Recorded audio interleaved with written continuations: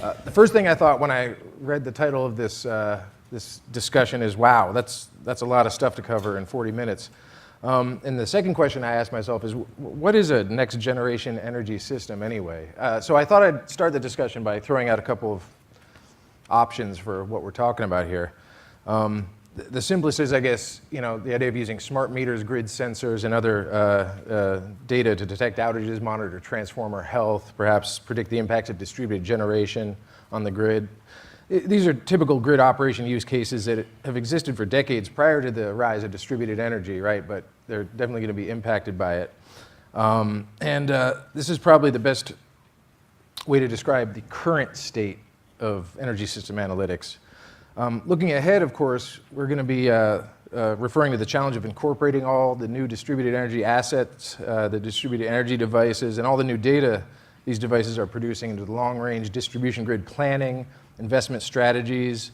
This is all about utilities maximizing their return on investment, but it's also about making customer rates and incentives as fair and favorable as possible to encourage investment in solar PV and energy storage and demand response and energy efficiency. And this is a little bit more forward-looking, though, as we've seen states like California and New York are beginning the policy efforts to put this kind of energy system analytics into practice. And then I think it's important to turn to the consumer side of the equation, where we need to learn a lot more about how homeowners and businesses use their energy and find ways to work with them as energy engaged and distributed energy equipped prosumers, not just predictable kind of static loads. And this gets tricky too for utilities because I think it involves meeting customers at the level of technological sophistication and expectations that they've grown accustomed to right now from their smartphones and all the other networked accoutrements they have now and are going to have. And of course, unlike grid system analytics, consumer analytics deal with human behavior as a key variable. So these are three broad categories, perhaps. Eventually, they're all going to converge, right? And we're going to see a lot of contenders playing a role in this convergence. Utilities, obviously, but third-party solar installers and financers, home automation service providers, energy services companies, retail energy providers, demand response aggregators, and of course the Googles and Apples of the world that are trying to colonize the physical world via their stance in the virtual world.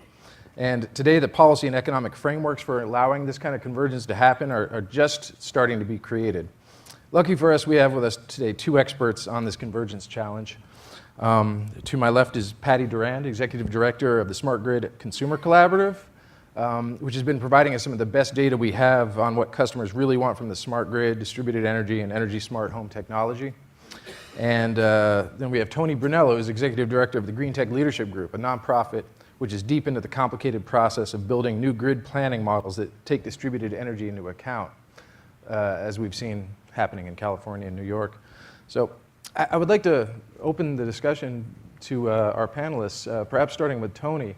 I don't know if you'd like to describe some of the key challenges that your group is working on with various partners when it comes to analyzing this distributed networked grid of the future.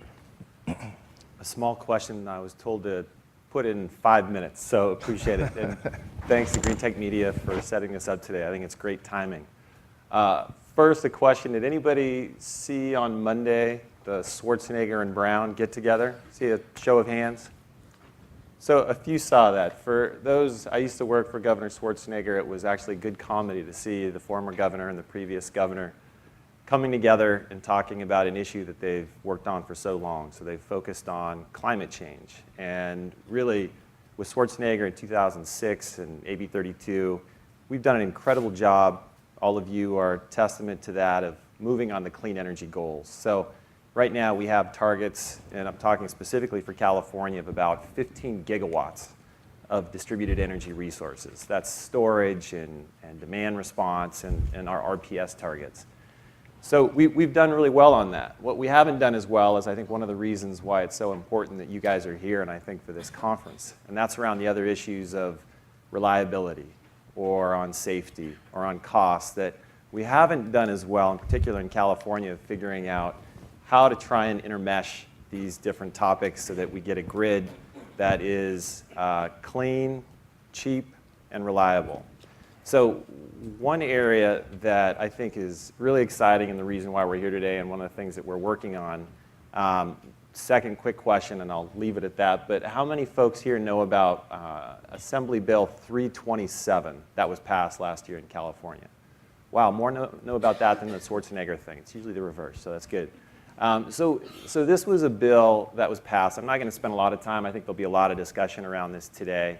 But long story short, there were 5 key things in that. One that we've been paying closest attention to is that the utilities are required by July of 2015 to put together a plan for how they're going to invest and prioritize distributed energy resources in California.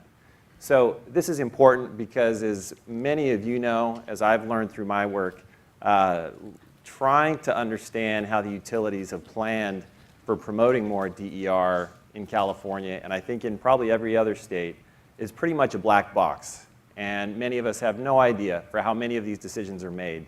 I can say with certainty of being very lucky to be in the room with the utilities and with companies like Solar City, GE, of trying to help to look forward in California that we just haven't done it before. And so it's really breaking new ground of really how to plan for more DER in the future. So one of the things that is happening right now as we speak, and I know usually we're about 5 years behind in terms of state policy, for all of you are probably on the technology side, but right now the state is really just starting to open up for how to plan for more DER in the state. The California Public Utilities Commission opened up a proceeding just about a month ago, and I'd encourage you or contact us to find out more, to get more involved. But right now you have a lot of parties that are diving in to figure out how to focus on really 4 different areas. The first one is really about planning. And really, we focus more on transmission planning than DER planning in California and I think across the country. So really, it's kind of a new world of figuring out what assumptions should be used for this planning. What is the data that we should be starting with? Should we start with California's multiple long-term planning or procurement planning scenarios? We can go into more questions on this, but that's a nightmare. So really, you need to prioritize and narrow these down. You need to get people to start speaking the same language. The utilities can't move on their own. They need to understand what the solar companies and those who are providing electric vehicles, where they're going, because they're taking more customers, taking more power off the grid, that there needs to be a joint conversation there. So the first priority is planning, and that's what's happening right now. The second is sort of visioning of moving towards a network grid. We need to move away, and this is nothing new for many of you here and with Greentech Media, but the second is about this network grid concept. What that means, we can talk more about. Third is just trying to get more of the DSOs to take a larger part in beyond the CAL-ISO for really distributing power. Really, that's that node concept. And then finally is moving to try and get more DER into the system right now. None of those things I just mentioned are new. What is new in my mind is that there's planning that's happening today, and we can speak more to that, but I think what's very encouraging is you're seeing many of the biggest players engage in the policy side to push for more flexible DER in the system. And again, I'm looking forward to the conversation today and tomorrow, because I think you are the people who actually need to start guiding more of this, not all the small number of players that are in the policy side. So anyway, I'll leave it at that. Great, sounds good, thanks, Tony. And it's a great description of kind of where utilities are right now, and I think trying to figure out this transition. Patty, I don't know if you have any thoughts about where consumers are right now in understanding the transition that's happening, the sense of what they want out of this transition, and in particular, any misconceptions you think are out there in the world about how energy-enabled, energy-equipped customers are getting ready to play a role here. Okay, great. Is my mic on? Is it working? Can everyone hear me? Okay. So, so where to start? We do a lot of research on consumers, and we do a lot of listening to consumers. Prior to the Smart Grid Consumer Collaborative being formed in 2010, there was a lot of conjecture and hypothesizing, maybe some mythologizing, but no real actual credible research. So we've spent the last several years actually listening to consumers by polling, through surveys, through focus groups, through all kinds of ways possible to talk to them about what they know and what they want and what they think. And we know that very few consumers know what's going on. So just to answer that question, they don't, most of them, I know this might be a shock to many of you here, have never even heard of the words smart grid, smart meter, or grid modernization. It might seem foundational to us, but out leaving the energy industry, those concepts are just not known. So that's the first thing. The second thing is there's a lot of concern underway right now with utilities, rightly so, worrying about lost revenue from distributed generation. And when I was invited to speak at this conference at the Soft Grid, of course, I started thinking a lot more about analytics. And what is analytics? At its most simple definition, it's the use of data for decision-making purposes. And this is an interesting factoid. There's been more data generated in the last 4 years than in all of human history. So we have a very data-rich industry, but a very information-poor industry. So that's why it's good for organizations like Tony's, who are out there producing research and doing studies to try to figure out how is data going to help us in decision-making going forward, and how will it help consumers. And one of the things that I wanted to talk about today was rates and rate structures and tariffs, because that clearly falls in the space of analytics and the soft grid. And one of the concepts I wanted to share with you is that there's a lot of talk about losing utility revenues, utilities losing revenues from distributed generation, and there's a lot of movement toward redesigning retail rate structures. And one of the pieces that I've read recently is this one by RAP, Regulatory Assistance Project, called Designing Distributed Generation Tariffs Well. It's a really good piece. If you haven't seen it and you give me your business card later, I'll get it to you. There's no charge. And basically, they've done a lot of analysis on how to help and make sure that consumers are not hurt by the move to redesign retail rate tariffs.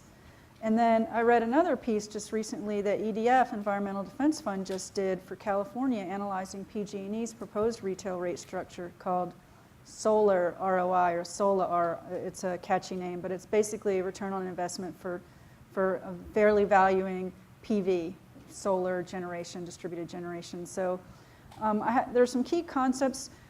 You don't need to read this. I can just tell you one of the things it says is that it's important to consider all valuation types fairly, and that one of the key findings that they have in RAP is that assigning a fixed monthly cost to recoup demand distribution charges is probably not preferable. And that is the direction that a lot of people are going, and I was really struck to read that because pretty much I understood that direction too. And the reason is because it's inequitable for low-income and apartment dwellers, urban people, or people that are low volume users of electricity, because those monthly charges recover more than those costs for distribution to those types of customers. And there's a lot more there too, but that's a really amazing finding that goes against a lot of what we're hearing and reading now.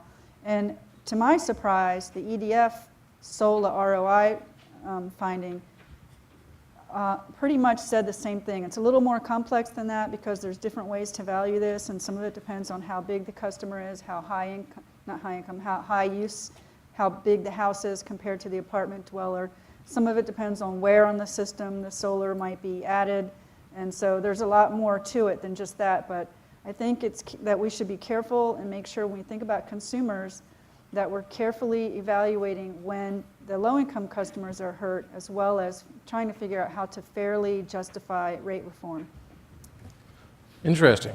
That seems incredibly difficult to put into practice. I mean, it's surely a lot simpler just to charge everyone one rate. Fixed charge. But I think those days are over. They're coming to an end. We see a lot of movement on that, even in California. We've seen it in New York, as you mentioned. Mm-hmm. It's happened in Arizona already. It's happening in Illinois, and every state, although they're in Hawaii, there's some states that are in the forefront. California always is. But it will come to every state. So we've really got to be careful and get it right, because once these decisions are made, these types of tariff decisions usually last decades. The flat rate one lasted a century. Right, right. I thought, I'd ask the audience real quick for a quick show of hands. We've just described a number of kind of challenges or problems facing the energy industry writ large. And I know that a large part of the discussion we're going to be having here at the Soft Grid is about technology that helps solve these problems. I don't know if we can get a show of hands of people who consider themselves to be kind of working for an entity or engaged in, basically you guys are trying to manage these problems and you're looking for solutions to these problems. How many folks would describe themselves that way? Okay, a few. And then how many of y'all would you describe yourselves as having a solution and you're looking for a problem to solve with it? A few. Well, on any of these sides. Actually, I could break it down even more. How many of y'all would consider yourselves to be providing solutions, developing solutions aimed primarily at the consumer side of things, at either customer engagement, customer data acquisition and analytics? How many of y'all would put yourselves in that category?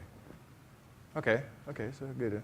How many of y'all would say you're primarily in the kind of grid operations, distributed energy kind of management integration side? Okay, right on, so a lot of those folks. And how many of y'all would say that you're kind of in the big picture side of things where you're taking all the stuff about how consumers react to different tariffs and incentives and rate structures, all the stuff about how the distribution grid behaves and needs to be managed with distributed resources and are pulling it all together? Wow, okay.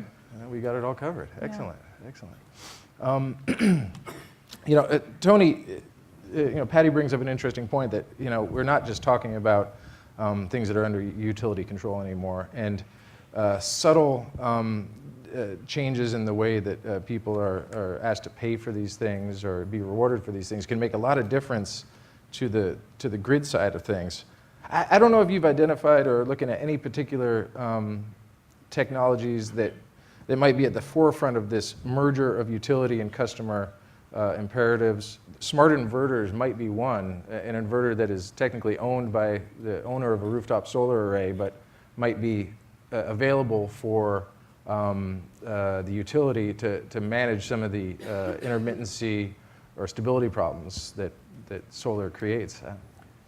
Yeah, I mean, I'm not the technology one, so I'm here today is here to many of the folks there. The broader discussions, though, what is definitely dictating the conversations is solar and electric vehicles. I mean, those are the two things and storage is there, battery storage. But absolutely in talking about the technologies that are pretty high up on the priority list for both the government entities as well as the utilities is the smart inverter discussion. That is primary, that I know they want to try and get as many of those out as soon as possible to try and regulate the spikes. Also, you're talking about the volt var type of markets of how you can actually just provide a more streamlined supply in the future. So you're at an interesting mix right now that you have a lot of this discussion and excitement around this new planning effort. At the same time, as Patty said, everything depends on tariffs. How do you get paid and how do you incent people to do these things? The third part of the stool is PUC reform. These places have been around for 100+ years, and so that's another thing that we actually need to restructure. How many people here have submitted comments to any PUC across the country? I'd love to see the show of hands. So you should be forced to do that once, just for the pain of it. But it is to just show how difficult it is to even tell the parties on what your new technology is doing is extremely difficult. Yet those are the things that are going to guide some of the incentive discussions. I saw Matt from, I forgot his name now. But GigaOhm? GigaOhm. Sorry, Matt. I just killed the name of your company. Matt is an incredible example for he and his company really working to promote more DR in the system with new opportunities that weren't there just 6 months ago.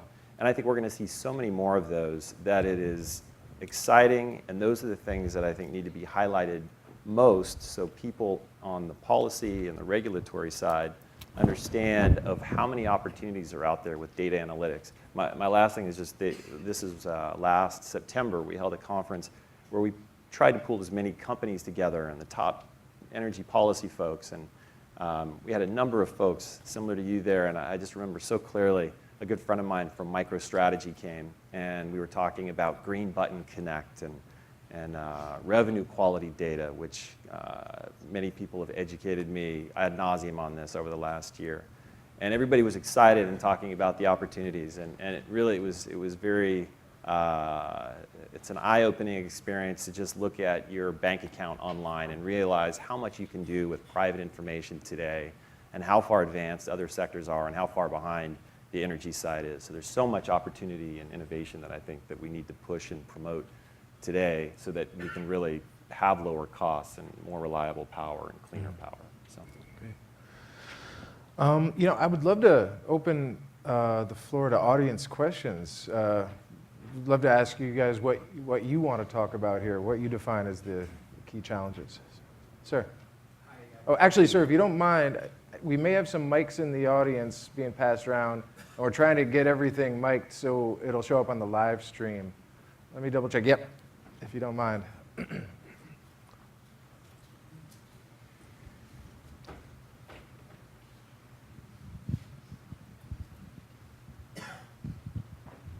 Thank you.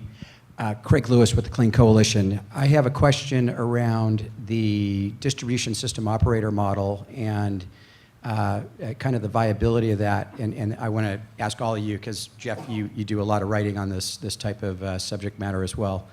The Clean Coalition's doing a pretty significant community microgrid project across the Hunters Point substation in San Francisco in partnership with PG&E, modeling the entire grid, understanding not only power balancing, but voltage and frequency balancing as well, you know, at the distribution grid level. And my question to all of you is that historically, you know, we just really simplify kind of the DSO, the distribution system operator, or the operation of the distribution grid. We think about power balancing only, but equally important to that is voltage balancing and frequency balancing. Any one of those three things gets out of balance and the grid goes down.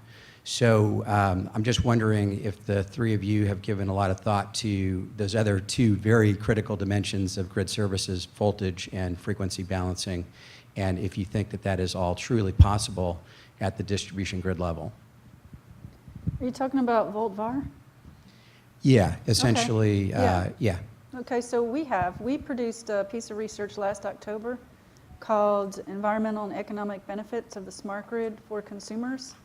And we found 9 main capabilities of benefits for consumers, and we used a net present value modeling method to determine the actual value on a per dollar per consumer basis for a year. And the purpose of the research was to help regulators understand the investment decisions that they approve or deny, and have another piece of research for them to incorporate into their decision-making processes as they're thinking about consumers. And we found that VoltVar was actually, I think it was #1 in terms of value back to the consumer, having VoltVar as a capability into the grid. The only competitive capability with VoltVar was time of use, but that required a lot of consumer behavior change, which was a greater variability, obviously, than VoltVar is, which is technical solution. And so we couldn't appropriately value how many consumers would actually shift load and change their behavior for time of use. So we ended up with VoltVar being the #1. But absolutely, it's the biggest way that the grid, that efficiency can be built into the grid to benefit consumers in terms of investment decisions. Interesting. Just real quick, was that benefit to consumers in terms of like the better power quality and quality of service they get, or is it more like this is what they could make off of their stuff? Yeah, that's a good question. So that's a little tricky. It's interesting you asked that, I guess, as a reporter. You won't let some comments slide. So the VoltVar, the benefit to consumer is really, it isn't actually found until and if the utility sends their savings, their the reduced energy and efficiency savings back through the rate recovery process. It basically provides downward pressure on rates. And at the next integrated resource here, next rate here, next tariff reform or rate reform would be when the consumer sees those benefits. Wow, interesting. I don't have much to add. Craig, you guys have done great work on this, and I think the project there is great. You know, one of the things that, and we've partnered very closely with Caltech that's helped us coordinate. Paul DiMartini has written a report that we've relied on heavily on all of this. But one of the things that I think is of interest, at least to open it up, is that, you know, we talk about 9 services. One of the things that are highlighted in this, as California is looking to plan for services to invest in today to try and get more clean, reliable, cheap, safer power, all those things. We have 30 listed there, which still boggles my mind. I haven't quite figured out all of them, but many of you in this audience would be able to add to that list. But I think what's interesting right now is that in the end, we need to move from the theoretical to the practical. There's $9 billion that needs to be invested, that is already approved in California for investing in things in your sector. So if there isn't much more focus, as Craig is saying, I think the volt-var discussion, smart meters, smart thermostats, more of the analytics, these things we need to push, not push the utilities because they're a partner in this, but we do need to have those priorities laid out on what exactly are some of those priorities from all of you. Otherwise, we're going to get maybe CalISO and PUC confuse the heck out of us in the way they're explaining what they want. So I think really it's up to a lot of us to engage and communicate the importance and the priorities of different services. So. Well, let me just clarify that we identified 9 main capabilities, not services. Got it. Services, the sky's the limit in terms of what services are out there, but I'm talking just capabilities, basic capabilities from smart grid technology investments. Mm-hmm. Sounds good. I don't know that I have anything smart to add. Other than that, one of my first assignments as a journalism school student in 1999 was to go cover the Hunters Point redevelopment hearing, I think where Lennar was getting the project done.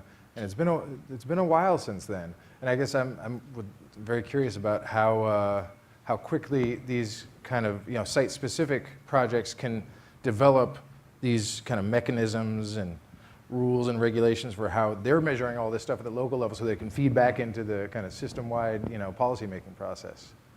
So as usual, I actually asked a question rather than made a statement. So.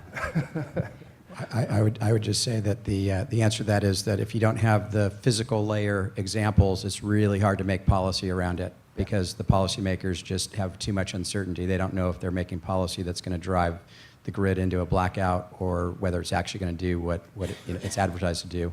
So you need to have those actual demonstration deployments in order for the policymakers to do the right thing and move the policy in the right direction. Gotcha. Thanks, Craig. Since you reported on it, just a quick heads up, 15 years later, they're about to move ahead and put in network meters and smart streetlights in Hunters Point. Right on. Moving right along. Excellent. Do we have any more questions from the audience? Bunch in the back. I think, in the very back. Actually, we'll go here first. Yeah, please. Thank you.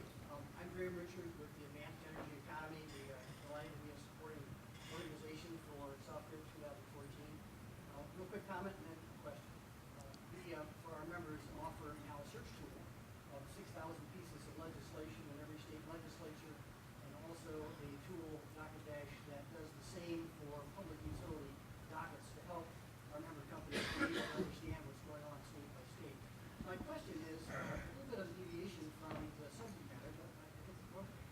What are the policies that you would recommend, state by state, that will help move the soft grid market? So we don't do state-by-state policy analysis. I wouldn't be able to recommend policies at that level, but I would say that when we're talking about valuing services such as distributed generation, that we want to be careful and create policies that don't hurt low-income customers or low-volume customers, and that fairly value distributed generation services, because distributed generation provides a lot of services to the grid, and there's often talk of cost shifting from DG customers back to the general population.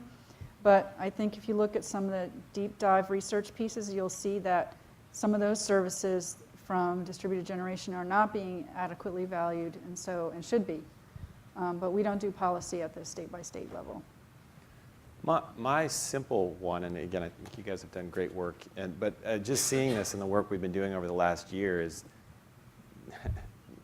it's like speaking to children. Keep it simple, first of all, but the aspect that I've been most surprised at is getting data out there that can be public. The Green Button Connect effort has been a great effort to voluntarily get people to have their utility data that third parties can use and help people save energy. Yeah. One basic tool, which I understand why isn't it out there, is substation information. Why is that information not more readily available in California and across the country? And trying to move to a place where that type of data is available to all of you with the 4 years of, as you mentioned, more data than we've ever had. That information should somehow, I don't know what the solution is, but that data should be made public so that people have a better idea of where the bottlenecks are across the country for DER going into the system, where are the utilities having some problems, and figure a way that everybody can profit. That should, there's got to be a way that people can make money, but that aspect seems really strange to me that is a national problem. That's a global issue, whoever has a grid, is get that information out there. It's almost like an app, and allow others who are providing these new services to be able to help facilitate getting more of the DER on the grid. So that's something that I feel it's almost a market solution, but it may require policies to promote the utilities and other partners to put that information in a way that's user-friendly. Is it not available just because utilities don't want to spend the money to make it available, or is it not available because they think they want to make money off of it, not someone else? It's or? Probably proprietary. Yeah. I guess.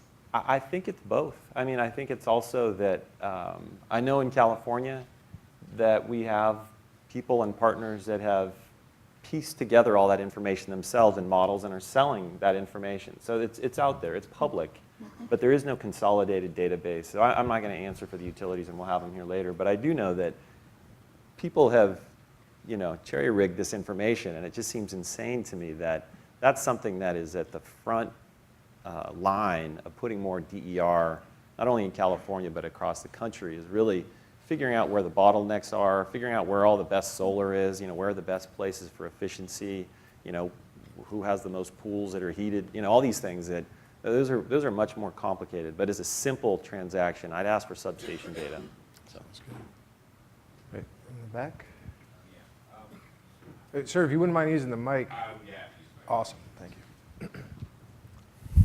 Yeah, hi, I'm Howard Chalfin from Efficient Energy Systems, and I'm one of probably the few people in this room that is very interested in distributed power, but not solar or wind.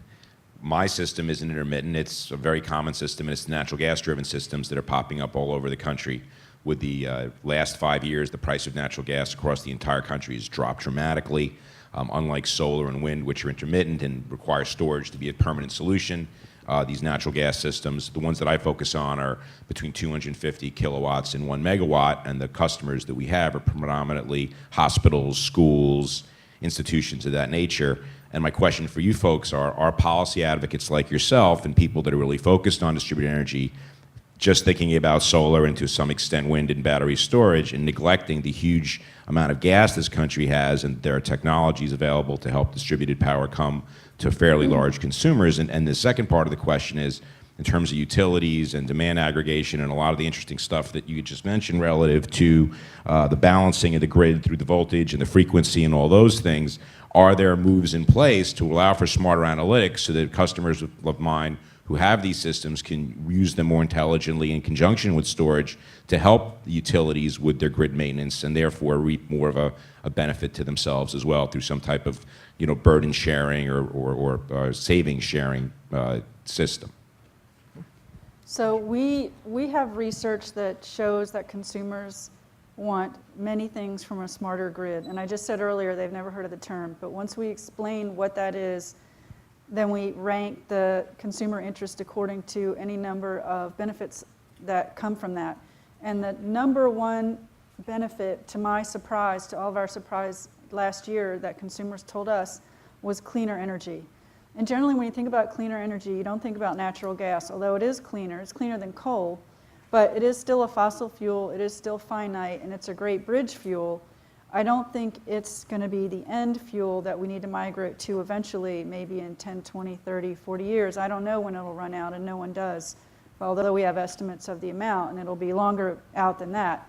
But consumers want clean energy. They want more solar, they want more wind, and I think battery storage is going to be a game changer when you talk about intermittency and the need, and the fact that it won't meet load requirements, and it won't.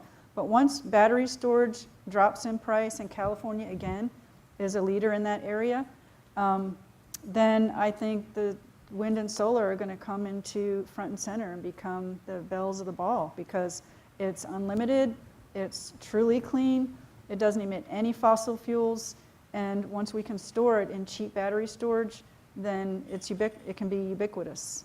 And research shows consumers want it. These systems that I'm selling are so much cleaner and more efficient, especially when you use cogeneration, trigeneration, than the current things from the grid. I'm not talking about 10, 20, 30 years from now, but the next 10 years. And I think your answer is very interesting and very informative for me, because what you're basically doing is kind of slapping these systems down relative to solar. I think they're important, and I mean, obviously. These systems are EPA 4 compliant. I mean, I'm not arguing about fracking and how the gas is created. I think that's a controversy. Yeah. In my business, when you look at how these actual systems operate, they're just incredibly clean and efficient. Yeah. And perhaps the question is more, how can they be put to use for all these grid services or grid things that we want, right? And how are utilities going to make that worthwhile and vice versa? Well, and I know we're close to out of time. I mean, the main thing that I think where people want to be in California, the aspect of solar and electric vehicles is more the reality. Those things are so rapidly And they're here now. They're not 10 years out. I might have misspoken. They're here now. Yeah, so I think the one is that those things are happening now, so people are trying to figure out where it is. I think where people want to go, the only reason, in my mind, the utilities and battery storage and the solar cities are coming together right now to figure out how do you plan better for a future grid to get all of those attributes you want, is that it's not just solar and battery storage. It's got to have all of these things. This is where the Volt-VAR and all these other services are out there. And I think for whatever is out, with the clean power, your technology, I think that's where people across the country would come more together if it's not just a solar versus everything else discussion. So I think that's what everybody's talking about. Whether they do it, we'll see in California. That just as one example. Great. We have a minute and a half left. Just That's a warning. fine. My name is Jason Traeger from Persistent Efficiency. First of all, I want to speak real quick about natural gas. 10 seconds. Only cleaner than coal if you assume less than 3% leakage from the wellhead site. And we don't get to make that assumption with 10 years left on our carbon budget before we're committed to 2 degrees global warming. So, that being said, I want to ask you real quick how do you deal with the privacy concerns and data security with the gathering of data on the usage side for prediction and merge it with the prediction and analytics from the grid side, which has been something that I've faced in my PhD research, is knocking against those privacy and data security concerns. We've done a little work on privacy, and I don't want to be glib, so I'll say this just with that caveat that consumers have told us they're not that worried about privacy. That being said, of course, no one wants their identity stolen. There are a lot of issues related to that. But when we ask them, we give them a list of negative attributes or concerns that people have. Privacy does not link in the top 5. Price does, and some other things does. So, but I think there's anonymized, I don't know how to say that, data. Anonymized data that's used widely. It's ubiquitously used to everyone's benefit. And also, I can say this now, I don't know how much longer, but utility data has never been hacked. It's never been lost or stolen. And they've protected consumer data successfully for a century, and I think they'll continue to protect it. I think they're being very aggressive with cybersecurity. The DOE has organized workshops on it. Utilities are very aggressive on it. And we don't want to lock up and throw away data, because Connect My Data and the green button that Tony mentioned is really one of the big important ways to unlock value for consumers. They need to be able to release their data so that apps can be created and really fun things can be made so that consumers can benefit. So Really quickly, I'm not going to answer fully, but there is an effort called, my only plug, hopefully, for missiondata.org, which is a coalition of about 20 plus companies that are trying to dive into those specific topics. So I'll leave it there, but it's missiondata.org. Cameron Brooks is sitting back here, who's one of the co-founders of that. So. Great, excellent, excellent. And I suppose, just final point, with data, the privacy and who owns it is one aspect. I guess who gets to make money off of it is another aspect. Yeah. And of course, as we mentioned, data all by itself is not as valuable as the insight to be derived from it. So maybe coming up with some calculation of value of data in versus insight out. I mean, would you be have to make it interesting. available some, or consumers will lose Yeah. in a big way. And the utilities need to be able to have that data too to innovate, and so do third parties. Great. Well, thank you both, Patty, Tony. Really appreciate it. And thank you all for your questions.